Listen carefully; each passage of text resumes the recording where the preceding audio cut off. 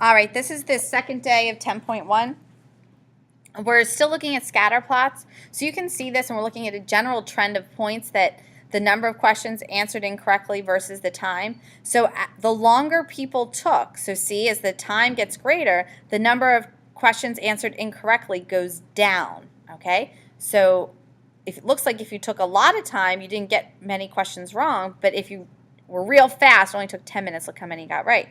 But what we're focusing on today is the outliers. So as you look at this general trend of data, do you see this weird little point down here? That's called an outlier, because sometimes all of your data might not quite work as well. So this is a student that only took 15 minutes and only got one wrong. So that student's called an outlier, and they always happen. So identify any outliers. So if I go back to the graph and you have that there, I would say that my outlier is at 15, 1. So I would type that here.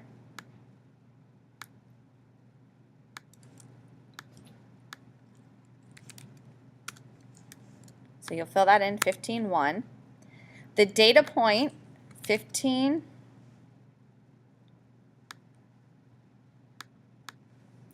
1.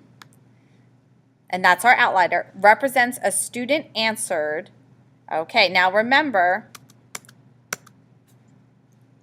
that what was the x-axis? The x-axis, or our first number, is the time taken. And the y number is the number of questions answered incorrectly. So represents a student answered, I'm going to say 1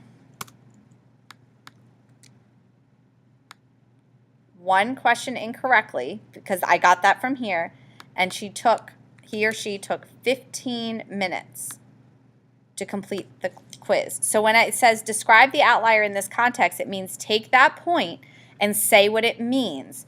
Look what the x value was. What was x standing for? 15 minutes to complete the quiz. What was the y value standing for? The number of questions that were incorrect. And it says describe the meaning of the association between the variables in this context. Validate the outliers as being different from the rest of the data points. Okay, so the first part, and I'm going to help you fill this in, is to talk about the association. That's what we talked about in class today. We're going to say that was a strong correlation or association, that it was negative, and I'm going to go back to this, linear.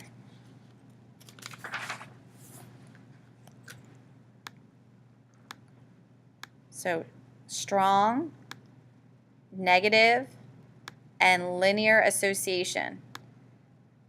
And again, we went back to that because look, it looks like it's going down. It's strong. There looks like they're on a pretty good line, and linear, making a line, not a curve. So strong indicates the number of questions answered incorrectly. Okay, indicates that the number of questions incorrectly,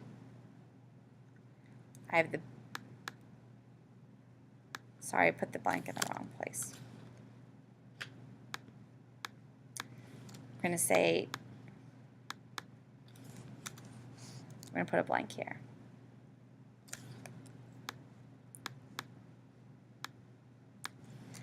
Decreases,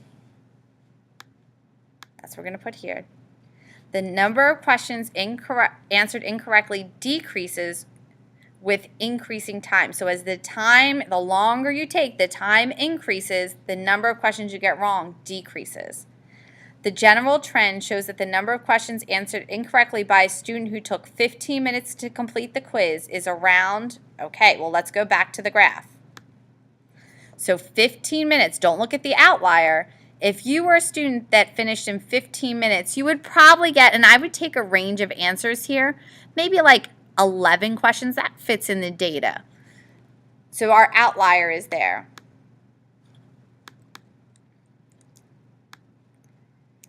So if we follow our trend and the line, we would say a student who took 15 minutes to complete the quiz is going to get around 11 questions wrong. However, the outlier of 15-1, and that's what we already talked about. We did 15.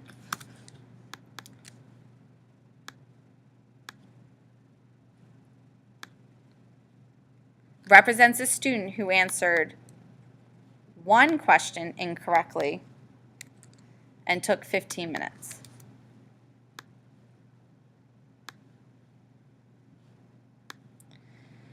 So we talk about the association, which is what we talked about today, strong or weak, positive or negative, linear, nonlinear.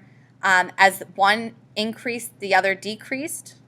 We looked at the trend, we looked back at the graph and said, well, listen, if you took 15 minutes, it should have taken you about 10 to 12 minutes. You could say 11. There's a couple answers I would take there.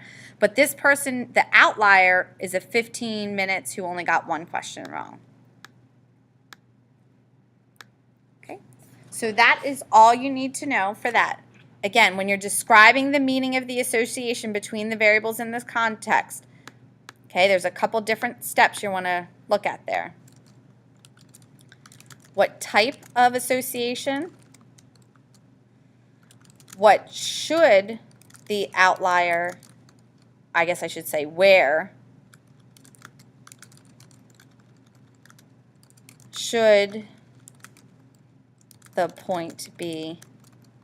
Where is it now, and what does that mean? Okay. So again, addressing these three, what type of association, I did that here. Where should the point be was, look, if someone took 15 minutes, they should get around 11 questions wrong. So that's where it should be. But this is a person who took 15 minutes and got one question wrong. So that's all you need to do. Fill that in, and we'll talk a lot more about this in class tomorrow.